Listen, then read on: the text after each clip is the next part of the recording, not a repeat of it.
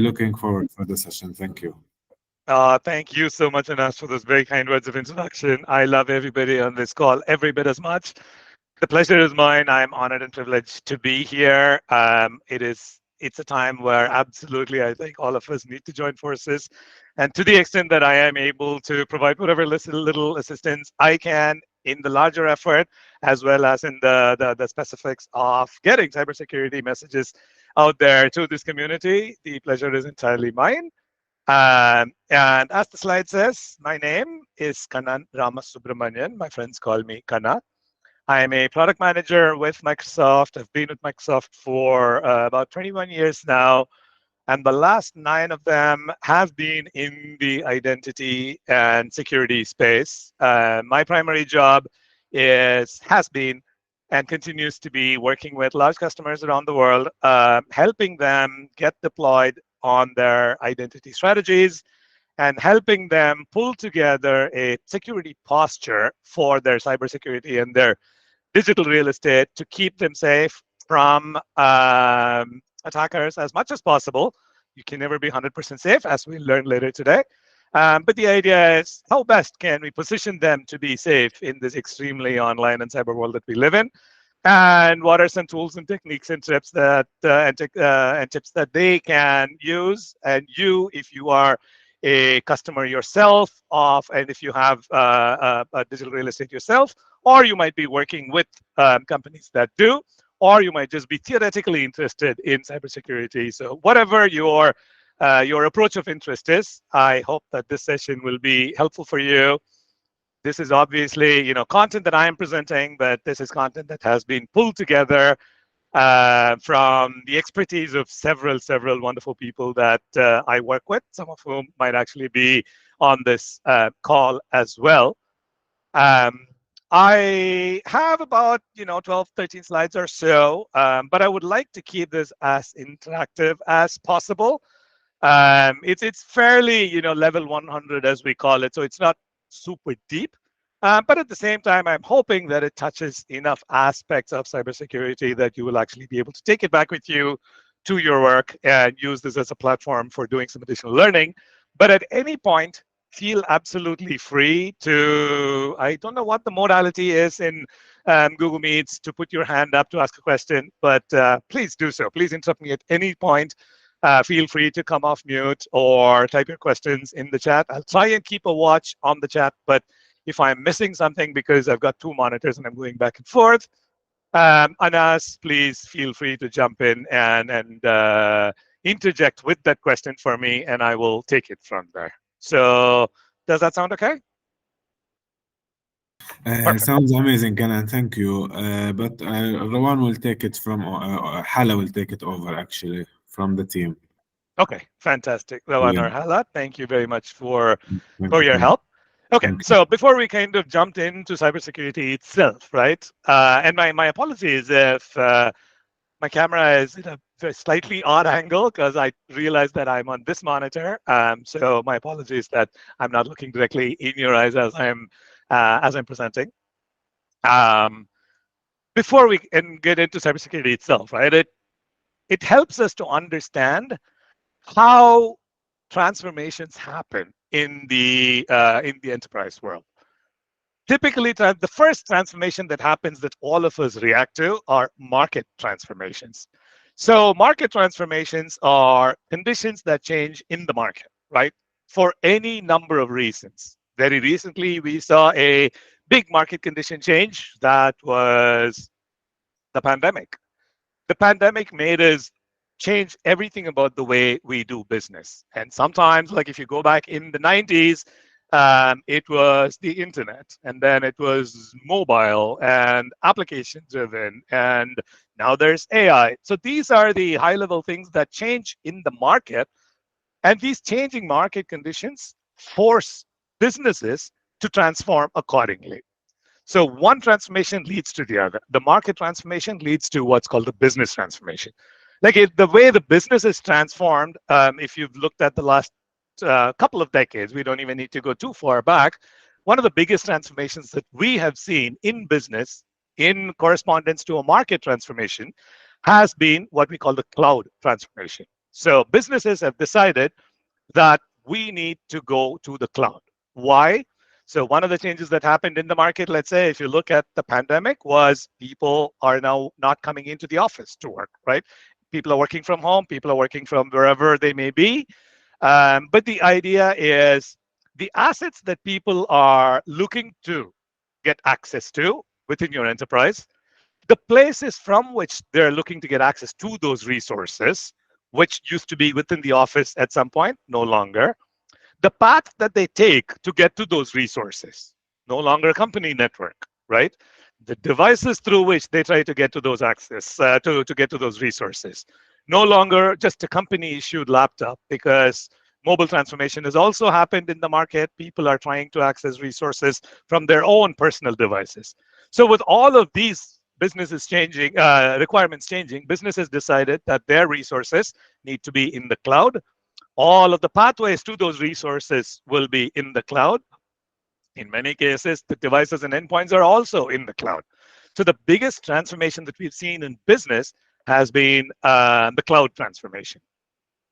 And when the business decides to transform, obviously we live in a technology world, we live in information technology world specifically, so that technology also needs to transform. And typically what happens, businesses will run to technology. In our case, it's the IT department, and say, hey, IT department, we got to move to the cloud because the market has transformed. We are transforming accordingly. So you, technology, need to take us along. So take us to the cloud. And technology says, no problem. Cloud technology is mature. We've got all these vendors, Microsoft, Google, Amazon, whoever. We will take all our resources, we will put them all in the cloud so that they're accessible from anywhere. Great. So now market transformation has led to a business transformation, has led to a technology transformation. Life is good, right? Not entirely, because, and if you can do another click, an extremely important aspect of technology transformation is security transformation. Because if you think about it, when you move from one big technology state to another, we are unaware of what are the vulnerabilities in the new technology and what are the access points that attackers can come into with the new technology. Typically, what happens is, because businesses want to transform so quickly to adapt to changing market conditions so that they can take advantage, or in some cases, they don't want to be hit by the changing market conditions, they just go and transform their technology without necessarily thinking through security ground up. If you can do another click stop, that is the space that attackers work in. They know that when businesses want to transform, they're going to run to IT and say, hey, IT, do whatever it takes to transform our business. And IT will only be too happy, and they will go and say, yep, we're going to do all these technology transformations. And attackers know, aha, this is the time that all these companies are going to be transforming. That means their assets are going to be vulnerable for a period of time before they realize that they need to put all the security controls in it, right? And so this becomes extremely important. What does this mean for the new world? What this means is security cannot come after technology has transformed. Security transformation has to happen along with the business transformation. And because market conditions are so changing so rapidly, business transformation has to happen alongside market transformation. So all of these, so business, technology, security, all of these will need to change at the same time in concert with each other with changing market conditions. And guess what? The attackers are also going to be changing their approach, their tact, their strategy, because they're aware of all of these changing conditions as well.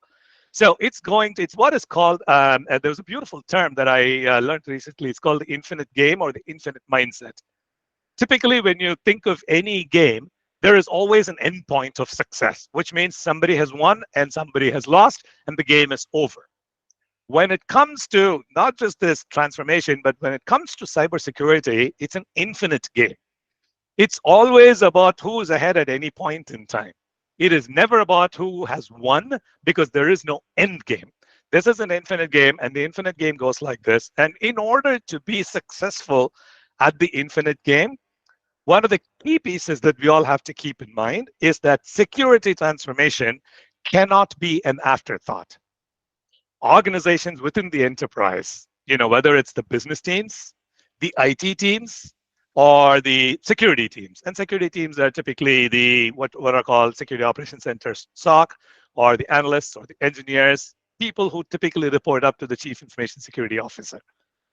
And technology is people typically, if you can just go back to the previous slide, one a little, thank you. Uh, it's important to keep this in mind. And the terms that you will use, you will hear being used a fair bit is business transformation is typically called digital transformation. Like from the analog world, the transformation is now digital. Technology transformation is called cloud transformation because that is in the current space. Most transformation in technology happens to be moving things from your on-premise, private data centers type locations to the cloud, where your applications are no longer sitting inside the perimeter of your network. So in the past, if you've looked at it, and even in the present for a lot of the companies, all your resources, whether it's your applications, whether it's your data, your files, all of these things sit inside your corporate network. Not anymore now. Things are moving to the cloud. So you're going to Microsoft and going, hey, Microsoft, you host my email for me. Or you might go to Amazon and say, Amazon, you host my virtual machines for me. Or you might go to, Salesforce and say, you host my customer relationship management application for me.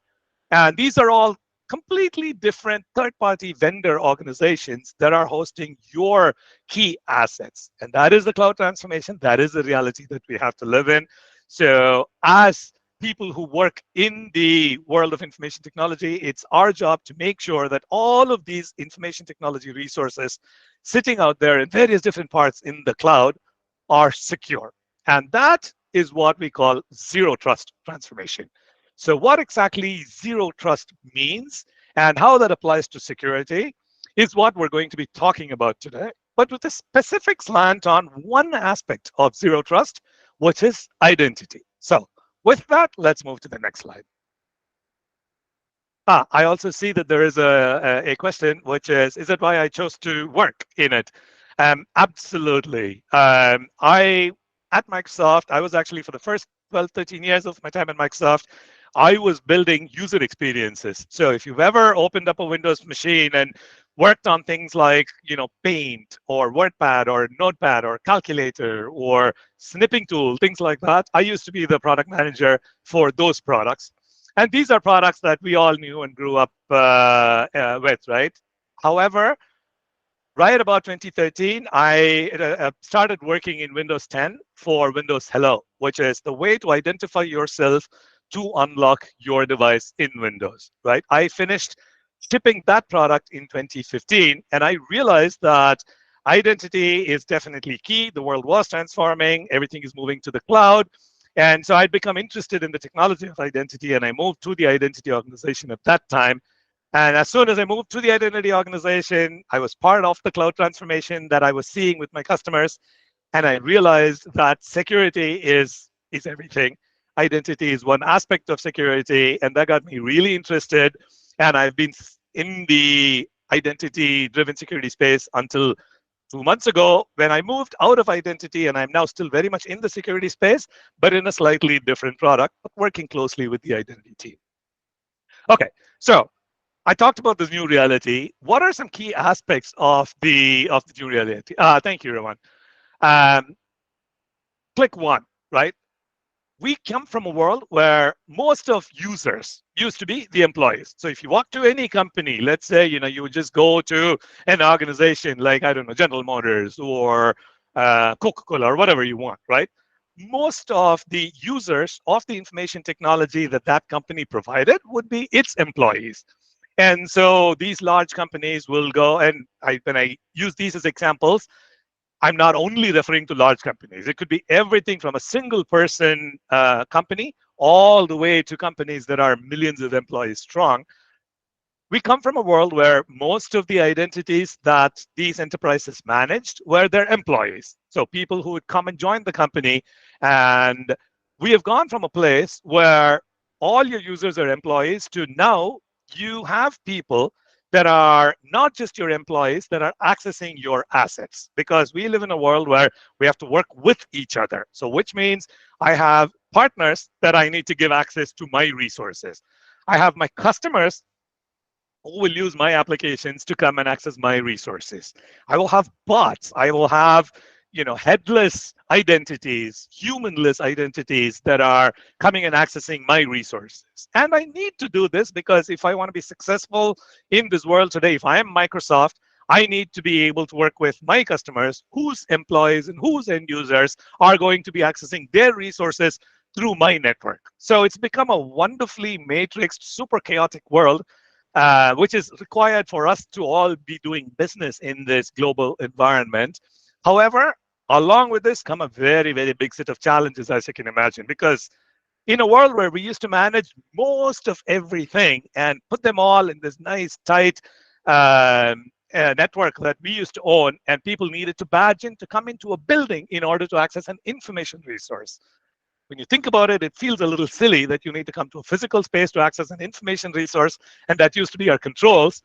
But that did used to be the case, no longer. So users are not just your employees anymore, they're your partners, your customers, your workload identities, things like that. Similarly, in the past, those of you who have sort of been working in the industry for a while will remember when you join a company, they will give you a laptop or they will give you a desktop on a desk and say, that is the only place from which you can access our company resources. Along came the mobile transformation, along came the internet transformation, along came the pandemic, all of these market transformations, and people started getting used to the idea of being able to use their own devices. So people will go and go, what? You're going to give me a Windows device? No, no, no. I need to work on a Mac because that's what I've been used to. And I'm giving this example as a Microsoft employee. I personally use a Mac myself.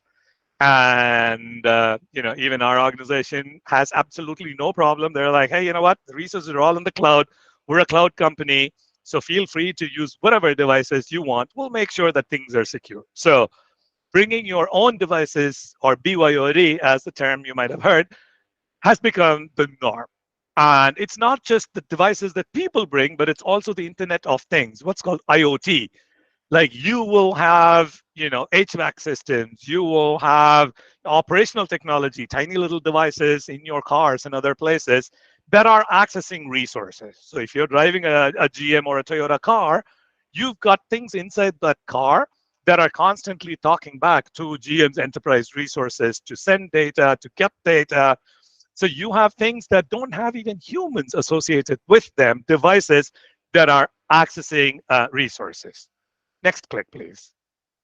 And we come from a world where applications used to be a nice big silo. You would go into SAP, you would go into Oracle, you'd go into any of these large applications, and you lived within those applications. The data lifecycle existed within those within those applications.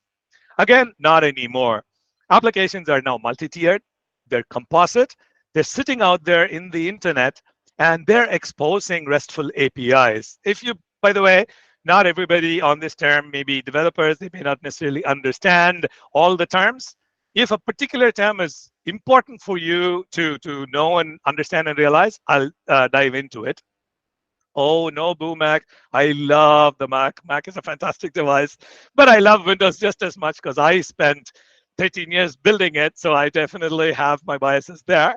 But I'm actually a big fan of all kinds of devices, simply because having worked in user experience, every time I see a new user experience, I'm really fascinated. So when I go from the Mac to the iOS to Android to Windows, I realize that there are sets of people who just love working on those kind of user interfaces. So as an application developer, as an experienced developer, I need to make sure that I correspond to all my user base. So to me, multiple experiences are, I love them. So you'll never catch me bad mouthing any device because I need to be able to build experiences for people that are coming to my resources from all of those devices.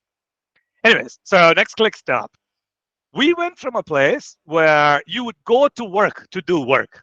Not anymore. Now, work is what you do, not where you go. And to quote a favorite earlier boss of mine, they would say that. They would say, work is not where you go, work is what you do. Because today, work can be done from anywhere. Many of us work from home. A lot of us, maybe, I don't know, go to coffee shops or wherever we want to work from. But my company cannot tell me that this is the place you need to work from. If my company did tell me that, they're not going to have a very satisfied employee. They're actually not going to have a very productive employee. So companies are changing what they're asking their people to do. Instead, they are adapting and transforming to accommodate all of this. Next click, please. And then finally, an extremely important point to note is attackers that would attack information technology, the cybersecurity attackers, used to have a fairly simple, straightforward, understandable means of attacking. This was through malware. They would go and somehow get you to, send you a phishing email, get you to click on a link. That link will take you to some place where it'll install some malware on your device. And then from that point on, that malware will start sending data to their control and command center, right? Either that, or how will they get you to phish? Or the other time, the way that they may do it is using brute force, where they might say, okay, I'm going to try Coca-Cola employee list, which I managed to get from somewhere, and I'm going to try every user with, password with, I don't know, S replaced by a dollar and zero, O replaced by a zero, and then I'm going to try one of them is going to click. Or they'll do the other way, which is they're typically about 300-400 passwords that people use commonly. For every identity, I'm going to try each one of those passwords until I get it. And guess what? 100% somebody will have used the password and the attacker will get it. These are still methods that are used today, by the way. However, attackers have become extremely specialized. They've become as smart as the people that are building the defenses. And attacks are coming, they're multi-vector, they're cloud-based, and they might be sitting in your environment and you wouldn't even know it. So these are, some of the ways in which our reality is changing. And this change of reality becomes a premise upon which we build the new approach to cybersecurity. And so with that, we will go to the topic of the day in the next slide. Oh, maybe not. Okay. A little bit more of, ooh, you got to, stay careful. And this is the scary slide, the number slide, right? And the slide is slightly old, as you can tell. It's a couple of years old, but it's only getting worse, these numbers, right? Very, very quickly, more than 80% of companies have transformed their businesses to adapt to the changing market conditions towards a hybrid workplace. Because of the complexity of attacks and how much better attackers have gotten at attacking, it now takes close to 2 months longer to respond to a breach when people are remote. Like back in the day when most people used to be within the organization, the ability to catch a breach was a lot quicker than it is now when people are coming from remote locations through remote networks from BYOD type devices. And most organizations, again, upwards of 50%, so it's a majority of the organizations, have had a phishing attack in the last year and a half. And then, of course, ransomware has been a favorite. Especially, we have actors from various different parts of the world that would come in to breach your systems, go in there, grab all your data, encrypt your data, and then send you a piece of email that says, hey, I got your data. It's all safe, but you won't have access to it until you pay me X amount of money. So this is the landscape that we're operating now that we need to be mindful of, because if you are a cybersecurity, ooh, something happened. Everybody's still singing. Okay, sorry, that was my device.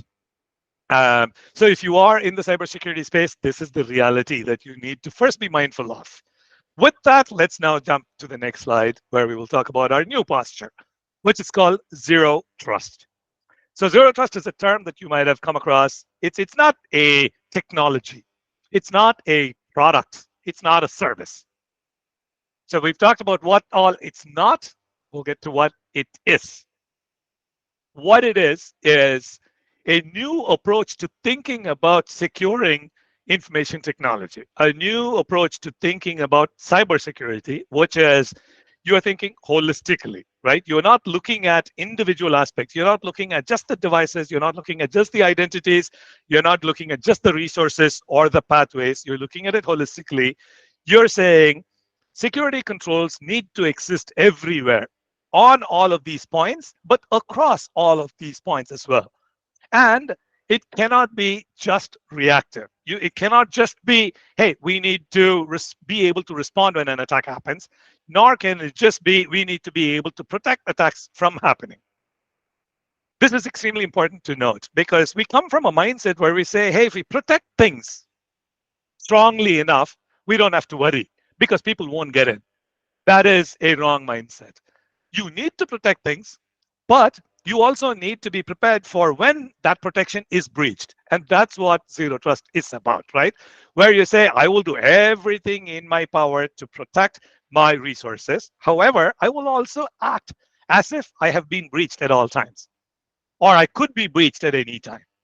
And even if I am breached, how well can I make sure that the attacker can not take more than this, right? Like, okay, they may have breached this part, they may have taken this amount of data, but there's data sitting here and I don't want to get them to have access to that, right? So thinking about security from all of these angles, how to protect, how to react, how to assume that a breach has happened, and being resilient to all of that and being able to respond to real time based on data that is not just stuff that you have codified in your business logic, but being reactive to real time changes in the environment, not just in your environment, but in the cyber world in general.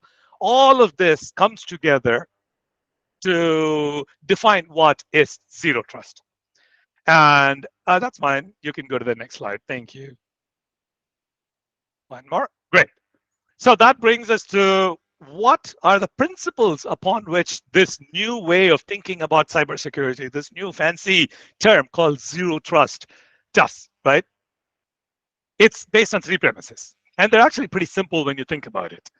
Number one is never trust, always verify. That's where the term zero trust comes from. Zero trust doesn't mean that you don't trust your employees or you don't trust your partners. It is you assume nothing, you always verify, right? And that's what the first principle is, which is verify explicitly. And I'll give you an example of how it might be different, right? Like in the past, you might have said, hey, you know what? If somebody presents to me their username and password, then I will assume that they are who they say they are, right? Because who else could know this person's password? We all know how silly that thinking is because anybody can know your password because a password is something you remember. Password is something you may have written on a piece of paper and let down. A password is an easy to guess thing that you might have used that somebody else can guess on your behalf. So you can't obviously do that. And then we say, okay, we'll do something called an MFA or multi-factor authentication, which means if this person, proves possession of a device, then I know it's them. Still not entirely true. What might happen is it might still be that person who they are, who they say they are, but they might be coming from a device that might be compromised, right? So you never trust a user, an identity, or a session simply because they have provided the necessary credentials. You always verify everything about them, right? And that's the first part of zero trust. And we'll talk about how to actually implement these, not just talk about these in principle, but the principle is extremely important. The second principle is use least privilege, right? And this is extremely important. And I'll tell you why, right? So let's say you are an administrator of an organization. Maybe it's a small company, maybe it's a 50 people company. You are the IT admin, right? So you are Rawan. Rawan is the IT admin, and she logs in to get her email. She's not even doing any admin-y stuff. She's not going to go and change any HR policies or whatever. She is simply logging in to get her email. Now, if there's an attacker and they manage to grab Rawan's token, and if they replay that token, any replay will immediately give that attacker access to Rawan's IT admin role because Rawan just logged in with her identity, right? And we're not using the notion of least privilege. Now, in order to reduce the impact of an attack in that case, imagine when Rawan logs in to get her email, she is not logging in as an IT admin, even though other times she's an IT admin, right? She is only logging in as a normal user. So if somebody still manages to breach the network, grab Rawan's token and replay it, that token will only be useful to get into Rawan's mailbox, and maybe even it's time bound. So after half an hour or 1 hour, that token is even useless. But even within that window, if they use it, because the enterprise has incorporated the notion of least privilege, which means you have only as much privilege for doing the operation that you are logging in to do. So if Rawan now wants to go and be an IT admin and go change some policies, then he would say, excuse me, system, I need to elevate myself to an IT admin for the next half an hour because I want to perform this privileged operation. At that point, some policy will kick in and say, aha, Rawan, you want a ticket that is a token that is a privileged token. In order to do that, I need to ensure that you're coming from a managed device. I need to ensure that you've done an MFA. I need to give you a token that will only be valid for the next 10 minutes. I am going to log the fact that you elevated yourself and you did these operations so that if something bad were to happen, I have forensics to go back and figure all of this out, right? Which you don't want to go through every time she checks her email, because that she does a lot more often than she would, let's say, logging in as an IT admin to perform admin roles. That's the notion of least privilege. Don't give everybody privilege that they have for the highest levels of operations they need to do at all times. Depending on the operation that individuals need to do, provide them the privilege to do just that. And every time they want to elevate, make sure you follow all these other things that I mentioned that make sure that they are indeed who they are, that they're coming from a safe place, that they're going to a safe place, that you have audit, that it's time bound, all of those things. And that's the notion of least privilege, which is the second principle for zero trust. And the third, and probably the most important philosophical principle, because this is a mindset change, that is assume breach. And there's an oft quoted, a very pithy and nice quote, I like that, where somebody said, there are two kinds of companies in the world: companies that have been breached, companies that don't know that they've been breached. There's only those two types of companies. That is literally the world that we live in, which is cyber attackers are everywhere. So even if you are among that very small percentage of companies that have not been breached, don't worry, you will be breached sooner or later, likely sooner rather than later. So you always operate in a notion of my systems, my environment has already been breached. So if you knew an attacker was in your environment, you would think very, very differently. You would make sure that an attacker doesn't have free run of the entire place. Just because somebody comes into your campus doesn't mean they have access to all parts of your campus. You will make sure that you will design it in such a way that different parts of your real estate, digital real estate, have different access requirements. You will what is called micro segment.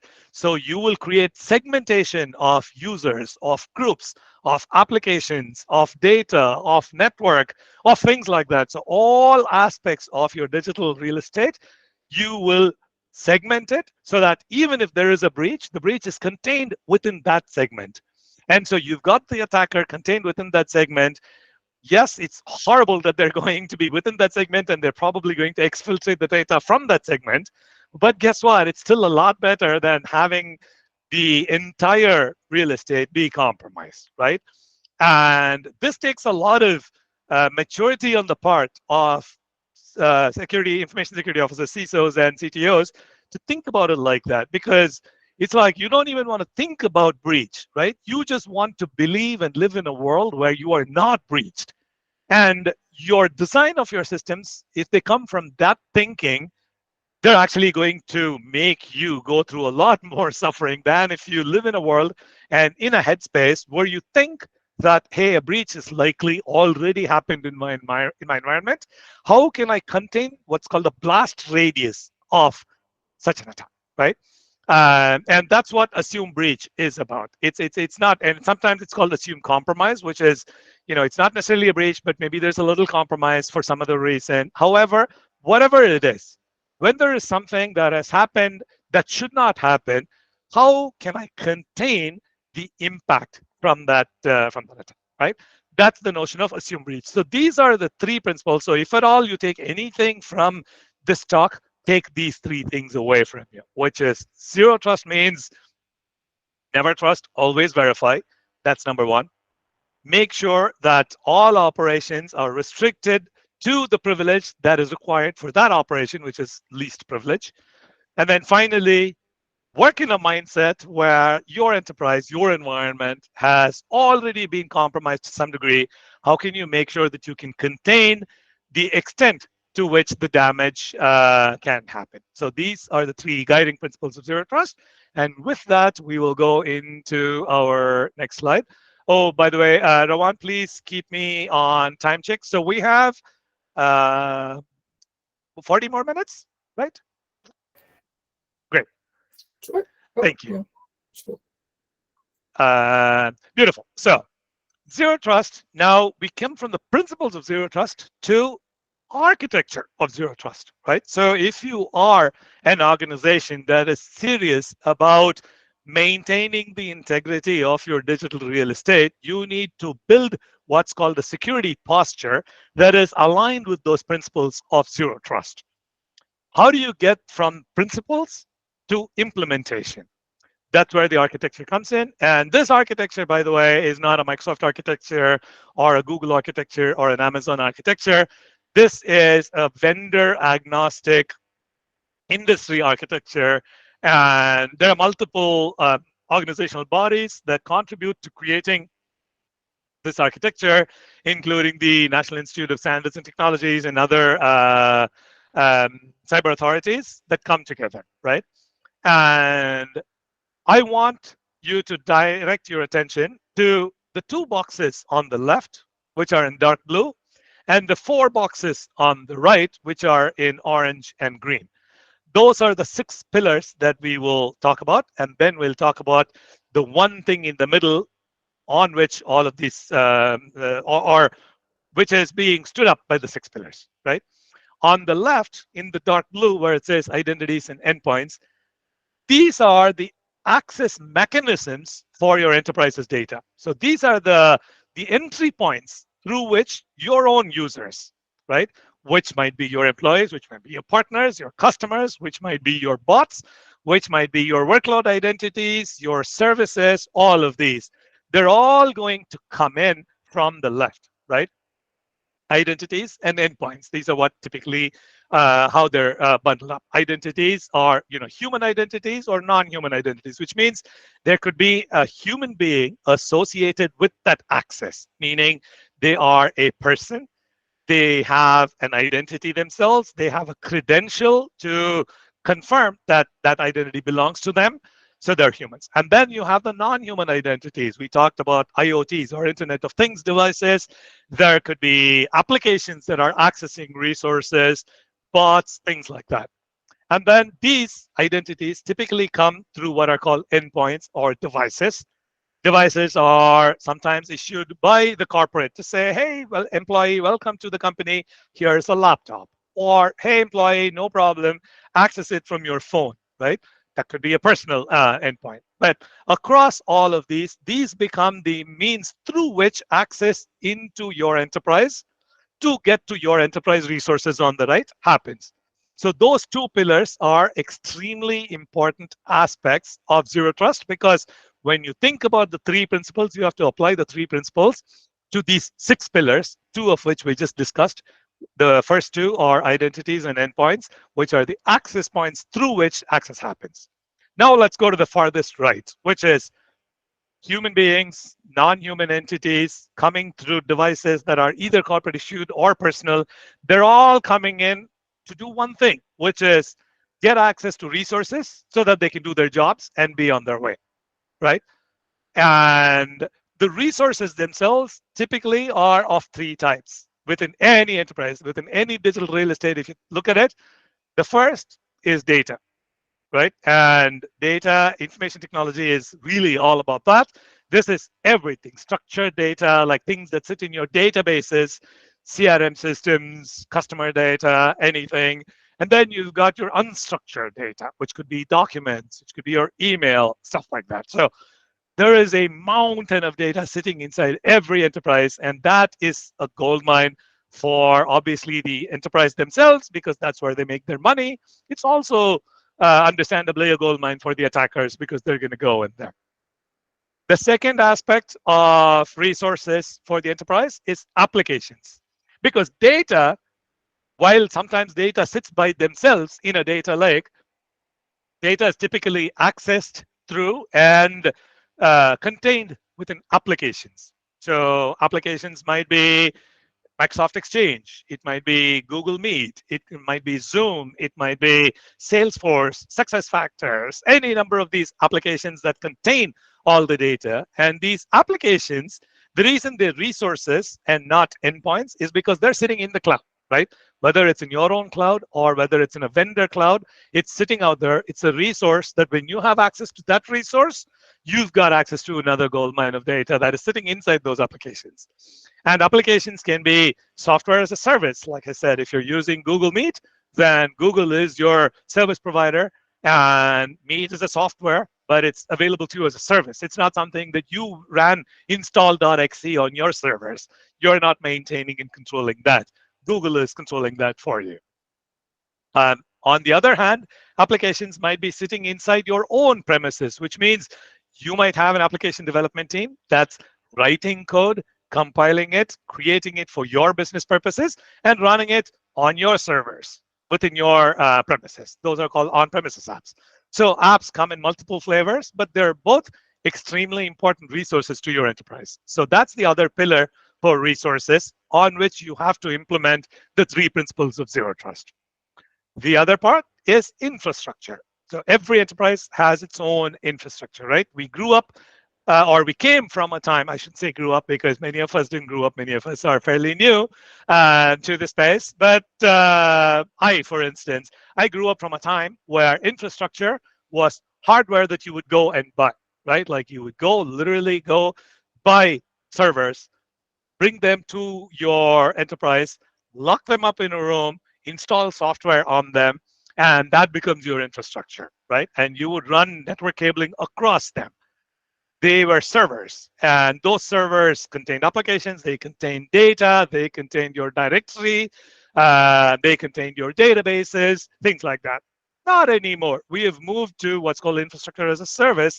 So as long as the business transformation has led to a technology transformation where you've moved everything to the cloud, infrastructure is also not something that you go to a store and buy anymore.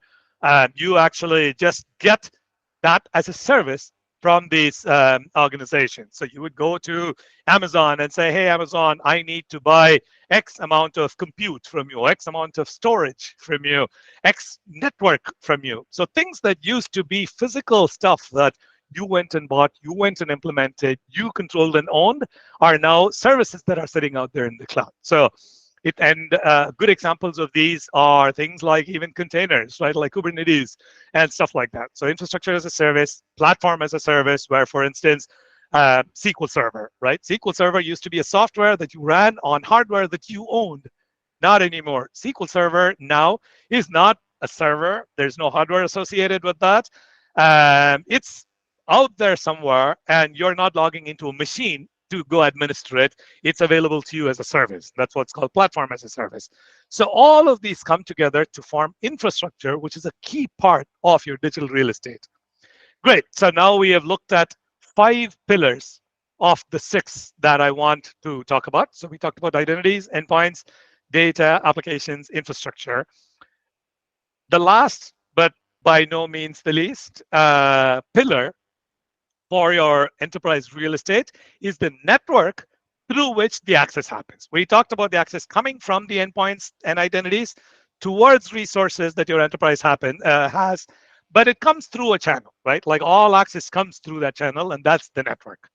Again, we come from a time where network used to be ours, right? Like we would say there was a corporate network and people would have access to this infrastructure only if they came in through our corporate network, which happened by you walking into the office, badging in, sitting at your desk, plugging into the wall, and go, yes, now I'm on the network. Or connecting to your corporate Wi Fi and saying, now I'm on the network.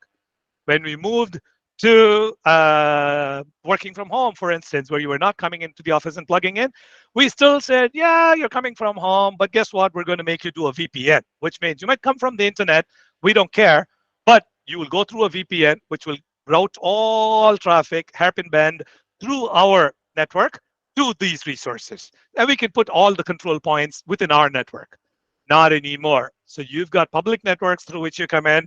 You've got network as a service where the VPNs that you had in your office are now outsourced to a service. And sometimes you're not coming through anything. You're not coming through network as a service or VPN. You're just coming through whichever network you want to come through, right? You might be sitting at your favorite coffee shop. You might be coming through their network, right?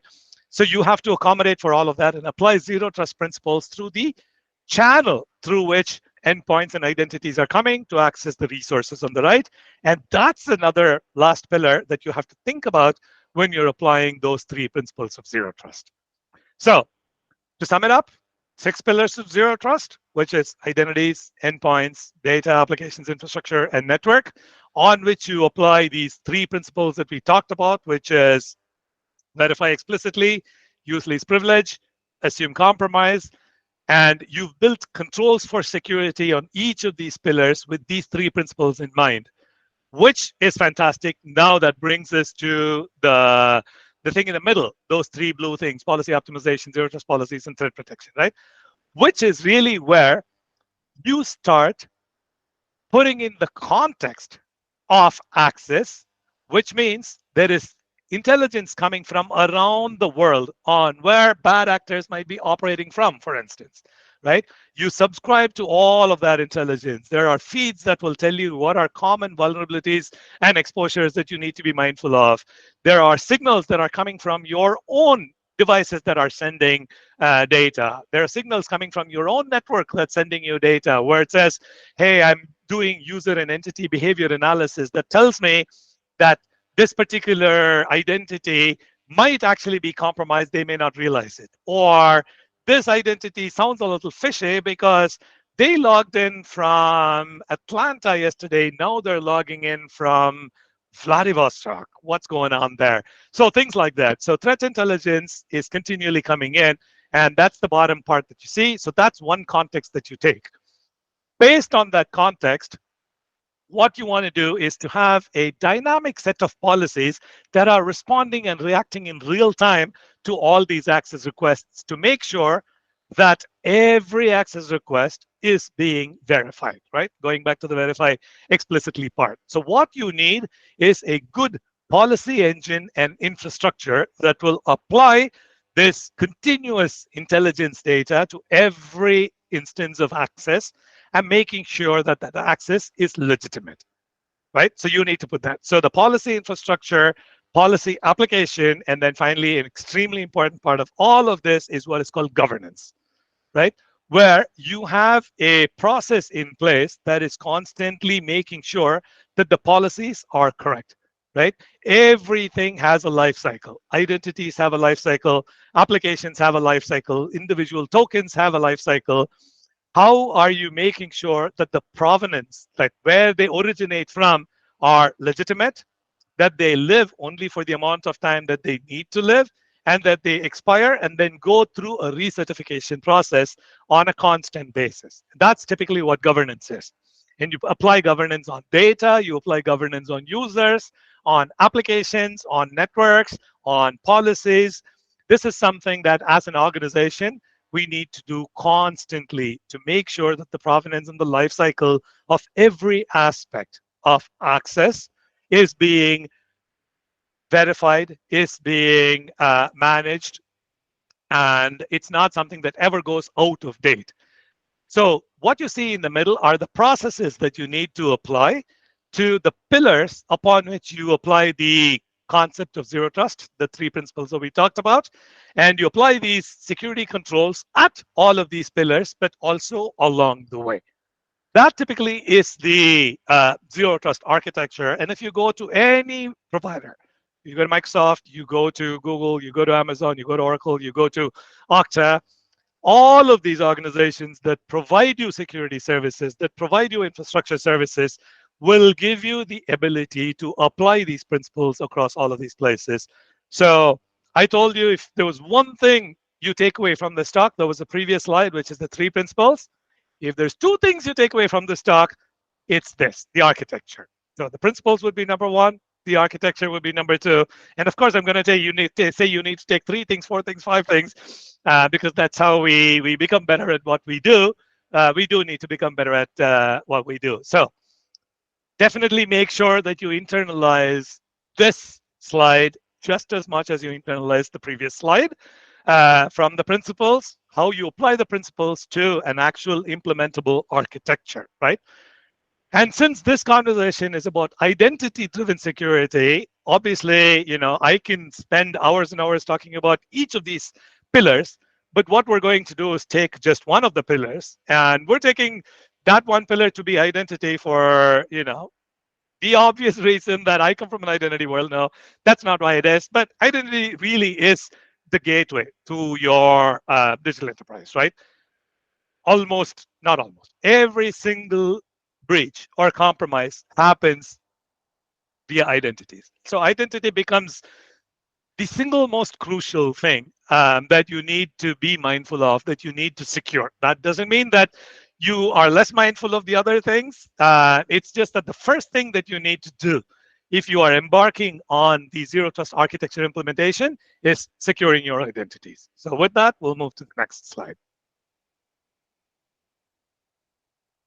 The zero trust architecture implementation, the strategy for implementing it comes along from the left to right here. The first thing, like I mentioned, is securing your identities and your network access. So identity becomes paramount. The next thing would be, that's great, I've locked down my identity and my network. Now I need to have a really robust security operations center, which means I have people that are looking eyes on my estate, making sure that we have the ability to detect things that might be fishy, and the ability to respond when there is an actual compromise. That's modernizing your security operations center, making sure that your development processes are secure, which means you have people who are writing code for applications within your organization. How do I make sure that my CI/CD, or my continuous integration, continuous deployment process is secure? How do I make sure that when I move infrastructure to the cloud, it's secure? So that's the infrastructure and development security. And then making sure that I have a really good GRC process, which is governance, risk, and compliance, because you're going to be audited, and not just for the purpose of auditing, but for the purpose of being able to do forensics on breaches. You will need to have a good GRC process. And then finally, if you're doing operational technology, or if you've got Internet of Things and things like that, securing that, right? Like, so if you really cannot do everything at the same time, which none of us can, this is a good path to take to make sure that you're going from the most important thing you need to secure to the likelihood of compromise being the least towards the right, is the path that you take. So the first part of this path of the journey is identity. That's what we're going to spend the remaining 24 minutes of our time in. By the way, I don't really have time left at the end for Q&A. So like I said at the start, please make sure you're bringing your cues anytime during this conversation. I'm happy to answer them like we've done. So with that, let's go to the next slide. Identity. We talked about verifying explicitly and never assuming. Identity, this is how you would apply it, right? The first thing that you do to make sure that you have a robust and secure identity system is to make sure that everybody has only one identity. And this is extremely important because identities can be compromised. Two identities can be compromised doubly. You really don't want to have anybody have more than one identity. And how do you do that? It's what's called single sign-on, right? So if you've got 100 applications in your organization, you don't want to have 100 identities, one for each application, right? You don't even want to have two identities. You want to have a single identity. So the same identity with which the user unlocks their device, that should be the same identity that they use to access the application from that device. That should be the same identity that they log into the network. That should be the same identity that they get to access infrastructure. So this is what is called single sign-on. So make sure that your infrastructure is set up for single sign-on. That's number one. Secure access to all applications and resources with single sign-on. So people are not required. And it's really bad because imagine it's a bad user experience. If I have to remember multiple different passwords or usernames, it's bad user experience for me. But for my CISO, it's bad security because that's twice the ability to compromise. You want to make sure, and it's also great for productivity when people don't have to log in multiple times, right? And that's single sign-on. So it's from a security perspective, it's supremely important to make sure that everybody has only a single identity, which is what they use. Remember, I'm saying single identity, not single password. Memo, do you have a question? You said right now that we should have a single identity to access an application. But at the beginning of the presentation, you said that if, like Rawan wanted to go into her email, she should use low privilege. How can you match between these things? Like she has a single identity, but how can you do that? Yeah, that's a beautiful question. There's a difference between identity and privilege, right? Your identity is the same, but your privileges can be different, right? At point in time X, your privilege might be super high to access admin stuff. At point in time Y, your privilege might be really low because you're just going to access your email or maybe looking at your cafeteria's menu. The ability to switch between privileges depends on the operation that this identity is going to do. So if this identity is going to do operation X, the system will kick in and say, hey, you need privilege Y to do this operation, and I am going to require you to do a strong authentication, right? On the same identity. So on the one hand, this person is logged in, let's say with just their username and password. And now they want to perform an operation that is a privileged operation. And they just go to that resource. They're not doing anything funny. They're just going to admin.mycompany.com and saying, I need to, change a policy. Immediately, the zero trust infrastructure that you have set up for this organization will kick in and go, aha, access to that resource requires you to have an administrative privilege. In order to have that administrative privilege, I'm going to require, Rawan, that you do an MFA right now, right? But It's the that's same identity. But that's assuming someone is accessing the application in a low privilege and want to go to a higher privilege. But Correct. let's say someone who access their application in a higher privilege and now want to use an application that doesn't need that high of a privilege. How will it be lowered just to Very use? good question. So typically when privilege is offered in a well-established environment, when privilege is offered, it's offered for a duration of time. You will actually go in, put in a ticket and say, I want to be user admin for the next half an hour, right? And you can, as an admin, you can say people cannot request access for more than half an hour or more than 2 hours or more than 10 minutes. And your system will also allow them to say, tomorrow morning at 10 o'clock my time, I am going to perform this operation. So give me a ticket that will be eligible for me to raise myself to this privilege between 10 a.m. and 10:10 a.m. on March the 5th, right? And so at that time, I'll have the ability, and only then will I have that ability. Any other time, I will be in a lower privilege by default. And as a responsible admin, I can actually say, hey, I asked for 2 hours worth of privilege, but I've finished my operation in 20 minutes. So please take away my privilege. I'm going to log out, right? So it's a combination of people doing their jobs well, of systems providing that control as well. Does that answer your question? Fabulous. Yes, Emmett. thank you. Yes, I actually have a small question. Does that mean that everyone will have a low privilege? Everyone? No, there will be no one have a high privilege like an admin privilege by default. All people will be low privilege. That is absolutely correct. That is absolutely correct. So you will be a normal user when you log in, irrespective of the fact that you could have that privilege if you wanted. You will ask for that privilege and you will get it after you go through those checks and balances.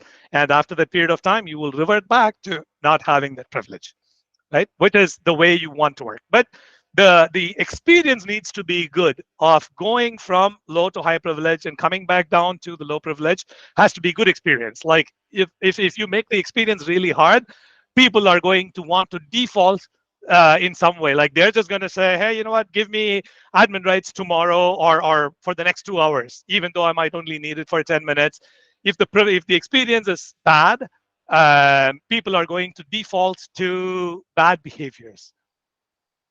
And so you don't want that. So which means you want to make sure that the experience is really good. But to answer your question, yes, default is always low privilege. Yes, Mahmoud. Does that mean that as high as you get privileges, you're never gonna be a super user? You're never gonna be root? Like, No, you can be absolutely root. Root is the highest of all privileges, and some set of people in the organization, hopefully it's a very, very small number, that have the ability to elevate themselves to root. so that means attackers can correlate admins accessing in that time period and attacking them and take that privilege to give it to another user. Absolutely, absolutely. Attackers will be looking to do that, which is why you put other controls in place. Like, for instance, how will attackers typically do that, right? Let's say an attacker has breached your environment. They're looking at your environment. They're looking at the tokens passing left and right. They see that this token has admin privileges, and they somehow manage to steal this token. They exfiltrate it out to their command and control center, and they want to replay that token, right? Which is a very, very often used technique. But you can put other controls in place that say, hey, I'm going to protect that token, which means any application that gets that token will only honor the token if it's coming from the same device to which it was issued, right?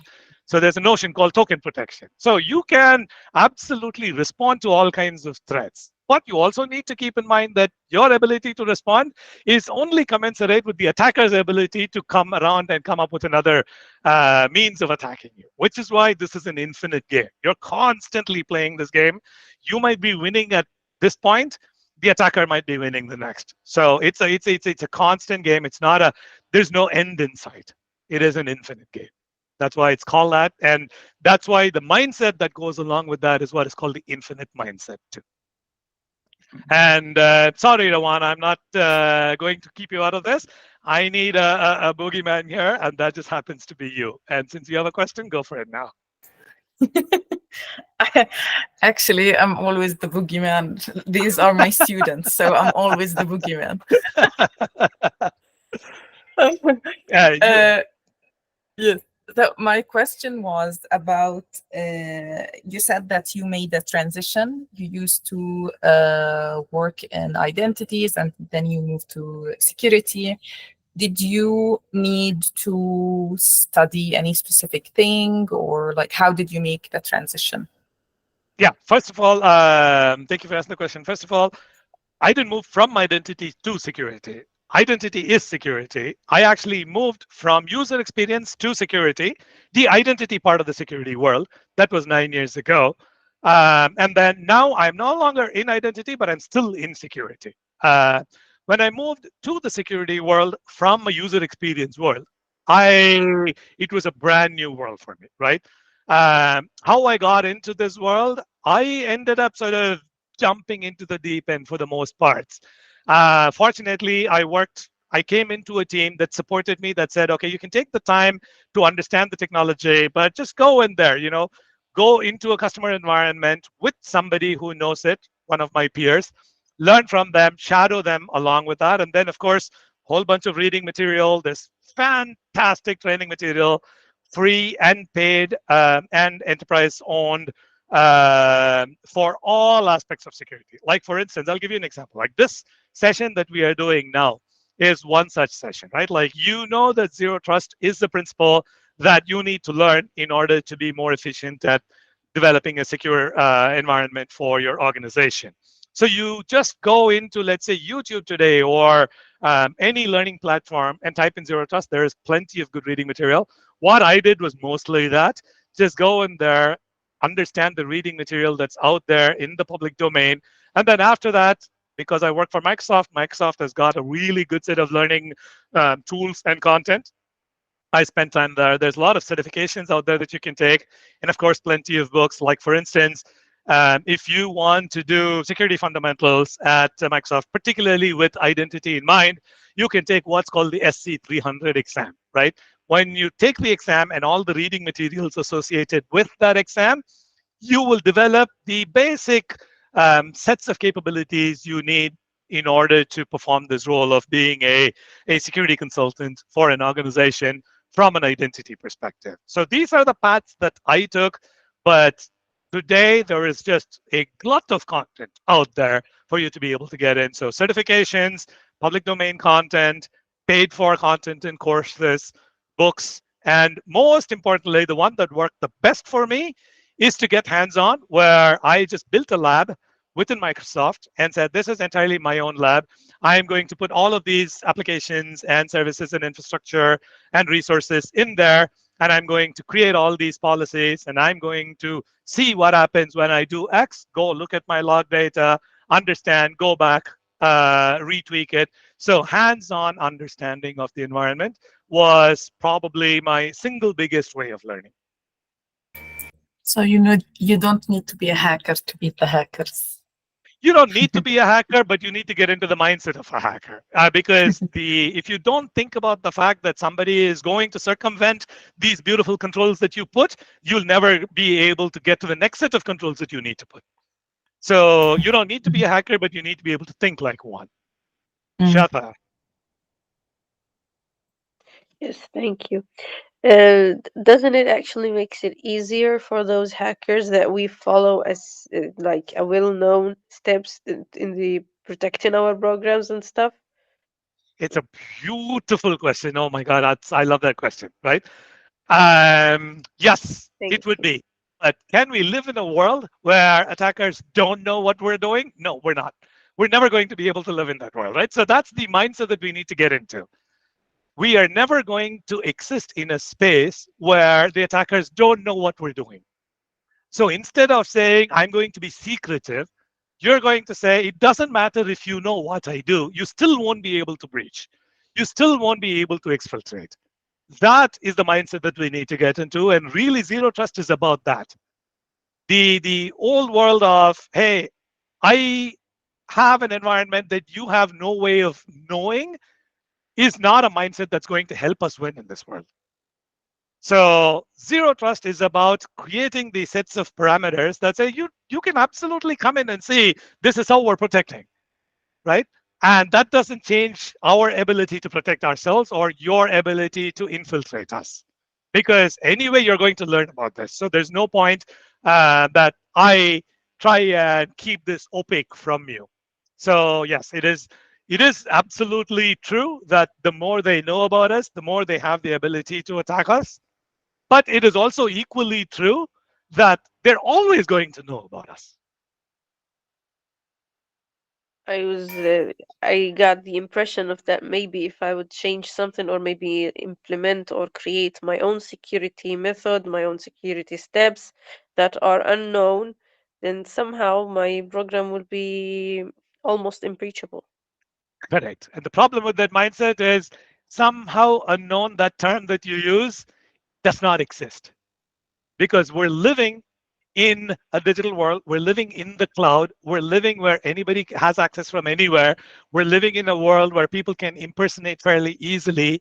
So however secure you believe your perimeter is, that perimeter will be breached.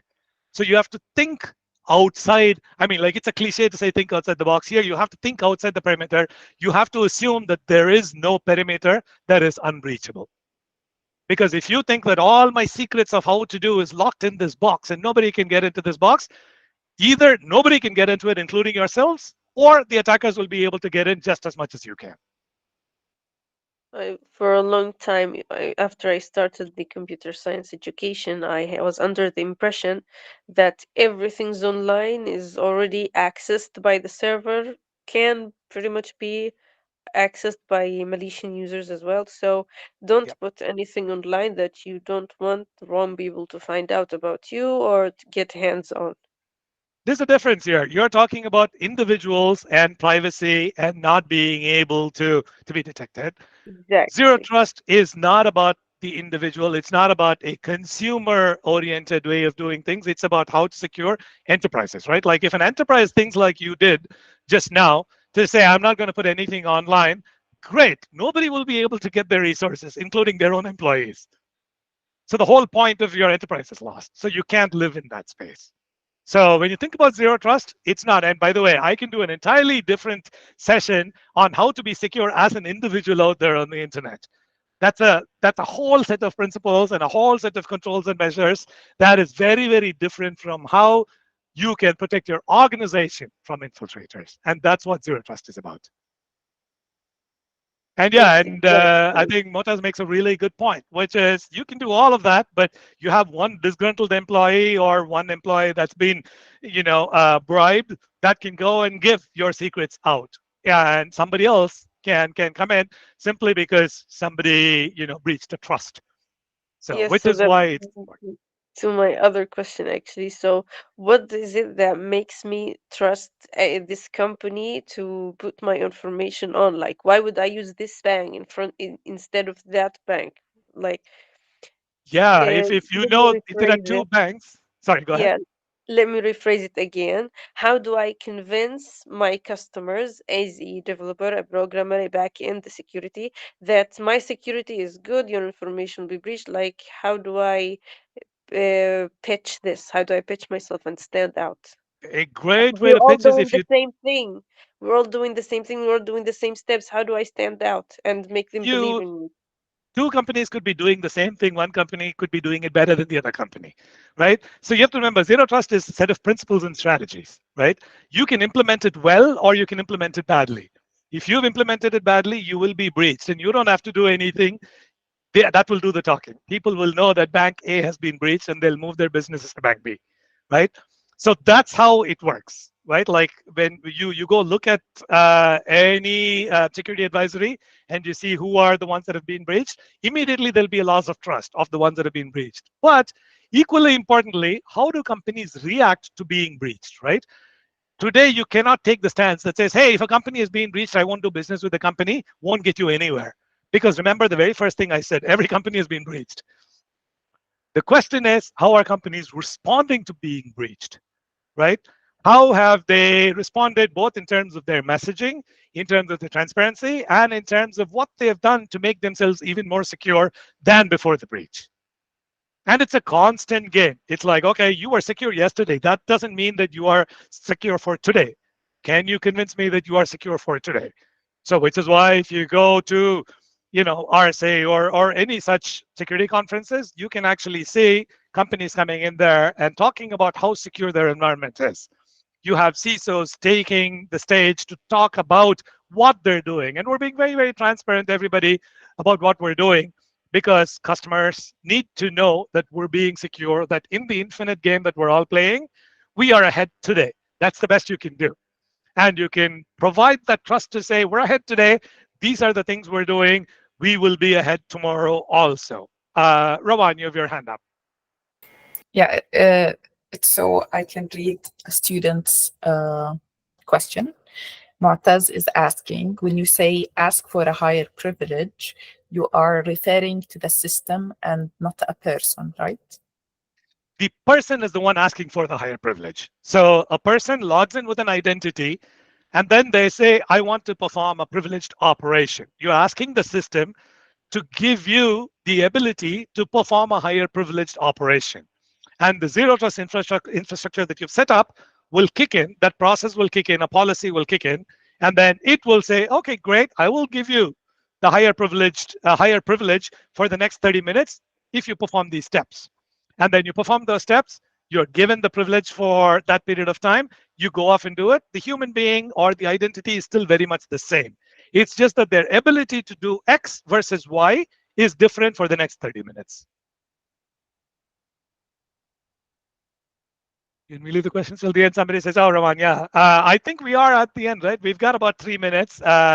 we can, and I'll leave the deck here so people can go through with it. But like I said, this presentation itself is an infinite game, right? Like you can't say, okay, I am done with explaining zero trust to you, or I am done with explaining identity-driven security. It's an ongoing thing. So even if I leave the presentation in the middle, that is very much in the spirit of zero trust and infinite game and infinite mindset. So don't feel bad that we didn't get to the end of the presentation. These conversations that were happening, that we're doing, is as important as reaching the last slide in my deck. And the last slide is also never the last slide. It'll keep on going. And by the way, we're just talking about identity now. So if you want to just quickly go through the next slide.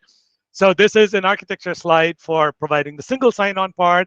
The next slide after that is what is strong authentication. Passwords are the weakest for reasons we've established. There are multiple ways to get authentication to become very strong, all the way from doing multi-factor authentication, where you say, you typically multi-factor is 3 ways of determining who a user is, or that who a user is, who they say they are, which is something you know, something you have, and something you are.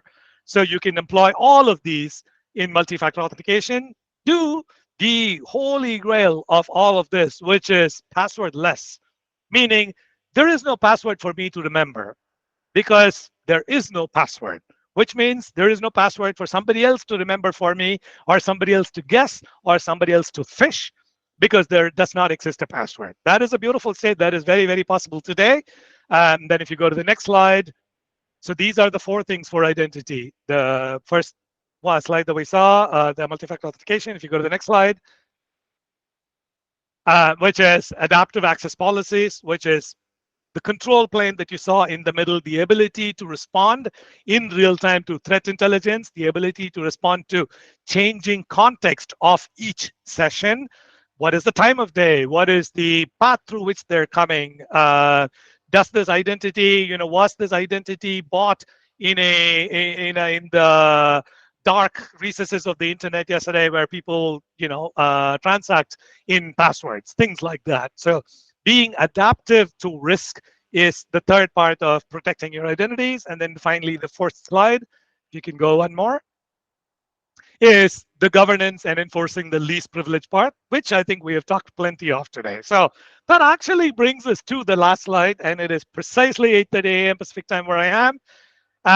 Still doesn't mean that we have reached the end of any presentation. Does not mean that we have reached the end of learning about zero trust and cybersecurity.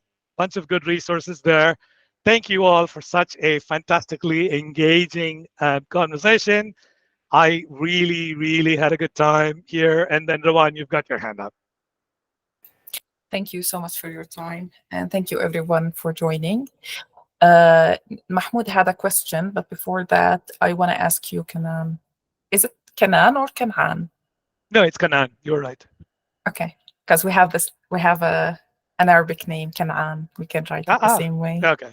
Mine is Yeah. the way you pronounce my name is a little different. It is Kanan, but you're super good when you say Kanan. That works. Okay. Do you have like 5 minutes? I've got all the time in the world. If you all have the time, I'm here for as long as you want me. Okay, thank you very much. For the students, anyone who wants to leave can. If you have any questions for Kanan, you can stay. And Mahmoud, you can go. Kanan, as I understood, most of the zero trust principles is to deal with inputs.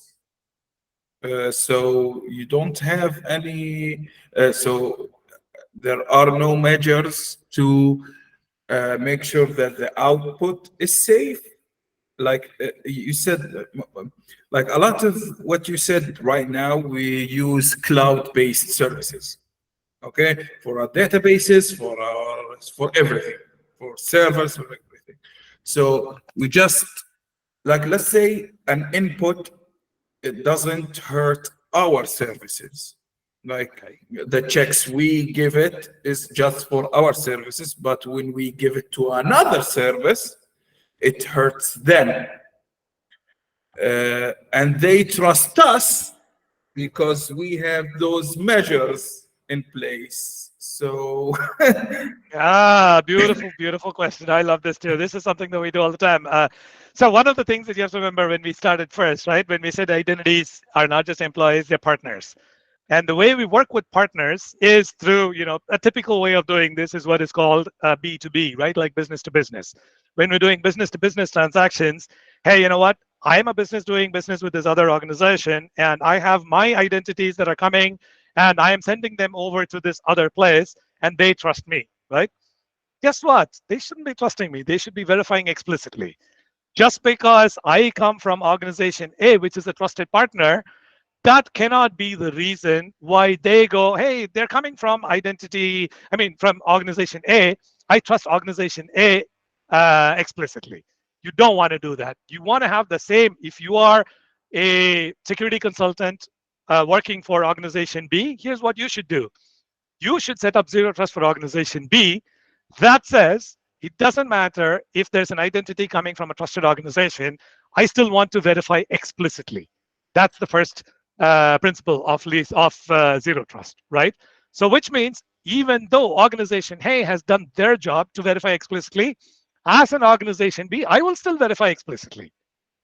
However, I will absolutely make a distinction between a user coming from organization A, which I know has these measures in place to verify explicitly, compared to organization C that I don't trust.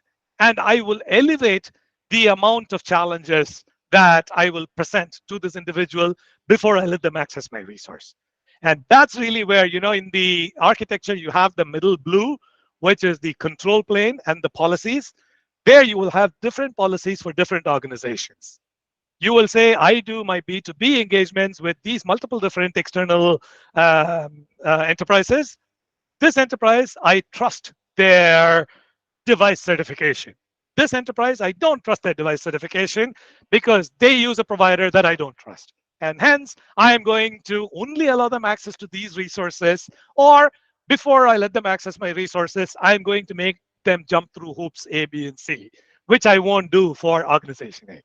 Right? So you really have to think through that. But the bottom line, I would say, for both organization A and B is never trust, always verify, which is fundamental to everything that you do, whether it is your own identity or a partner identity or a B2B transaction or a B2E, B2C, whatever type of transaction. You need to make sure that you are conforming to the 3 principles of zero trust across all of these use cases. But that means that if you send your own data to a service with a database, okay, then you need to pull that data back. You need to also apply these principles on your own data that you pulled from that service. That is a really important distinction. So I talked about security controls in 2 places, right? Security control on the resource and security control for access. What you can do is you provide a security control for access, and then you've given the resource. Now somebody has the resource, and the resource is now going out of your environment, right? That's where you put the security control on the resource itself. So if you take something like data, you've got security controls called IRM, right? Information Resource Management, right? So that's where you would say things like, hey, let's say it's a Word document. You can say this Word document can only be accessed by these 3 users, right? So just because somebody has access to that Word document, they put it in their USB drive and go stick it in some other computer and they try to open it, the Word document will kick in and say, aha, I have been told that this should be given access only to these 3 people. And I'm going to challenge this person to prove who they are. It'll go through that same 3 principles. And then once that person has indeed proved who they are, only then the document will itself open. That comes because you've applied the security controls, not just in the access path, but in the actual resource, on the actual resource. And you have to do it everywhere, by the way. That is the very first, not the very first, I think the very first slide on zero trust that I had. If you go back and look at it, you will see infrastructure, you will see identity, you will see endpoints, you will see data, you will see applications. and all the access path through that, and you'll see little locks across the access and on those resources as well. So you have to apply it in both places, which means that when a resource gets out of your environment, it's still secure. How are Thank you you so not much. tired yet of this? Sounds so No, not at all. complicated, and you have to verify everything. It's so tiring. It is, but the thing is, it's an extremely interesting space. As you can tell, it's something that I really enjoy doing. And it becomes like, if obviously there is a vested interest, which is, hey, it's your resources and you want to make sure it doesn't go to the wrong hands. You're motivated by that. But for people like me who are technologists, I'm equally motivated by the coolness of the technology and the problems that I get to solve, right? And unlike in the previous world where you have a problem and you've solved it, it remains solved. In this world of infinite game, you're constantly solving problems. And that's what makes it super exciting. So it doesn't get tiring for me at all. Sometimes, of course, when you get breached a lot, that gets really tiring because you're like up all night trying to figure out how the breach happened. But otherwise, when you're planning for it, it's a super exciting thing to do. I'm glad you're enjoying it. Any other questions before we close off? Okay. Thank you very, very much, Kenan. My pleasure entirely, and hope that everybody, it wasn't too boring, and I hope that those of you on the call might think about cybersecurity as a career path or as a hobby, even whatever way you think about it. I can tell you from my personal experience, it is an extremely rewarding path, both intellectually and monetarily too. It's actually it pays well. Nice. I'm going into cybersecurity now just for that. There you go. Oh, it's a very good reason to get into it. Trust me. Great. Thank you so much again for your time, and we hope to get you again for another talk because we really enjoyed I'm this always one. here. Anytime you want me, I'm here. Thank you. Thank you very much. And Bye, everybody everybody. have a nice day. Bye-bye.